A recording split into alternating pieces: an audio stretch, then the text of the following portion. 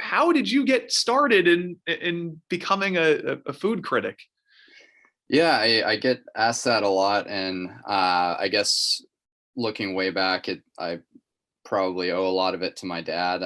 When I grew up in Pittsburgh, and we were doing the travel hockey thing, so every weekend it'd be like Cleveland, Detroit, Chicago, do it all over again, and that was the circuit. And he would always find these weird places, that seemed really just different to me at the time, whether it was Indian food or Afghani or Thai, and he would make me go to them. And obviously, as a 10, 11-year-old kid, I fought him at first, and then probably a year or two later, I always looked forward to that, and that was something that we did together. And so I think kind of from that point on, I've always been into food and trying different food. Obviously, when you go to college, you kind of that kind of goes out the window. You're just, kind of being a college student and trying to manage everything. But I think once I got to pro, I was able to find that passion again, and just started writing kind of for fun for a while.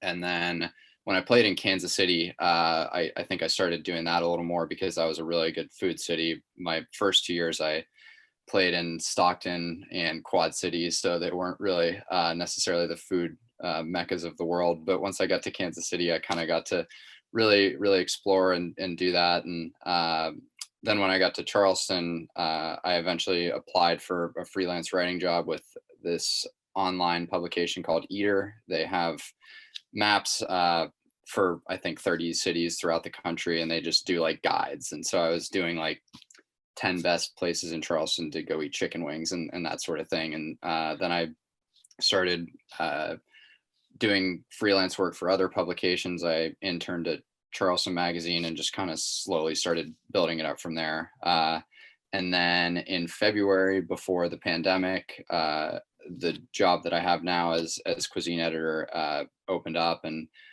I was kind of nearing the end of the rope with pro hockey, and I had known that it would be my last year, and so I accepted the job, and I was going to do it part-time for the rest of the year and then start full-time after. And then 3 weeks later, that just was fast forwarded and I just kind of started right then and there.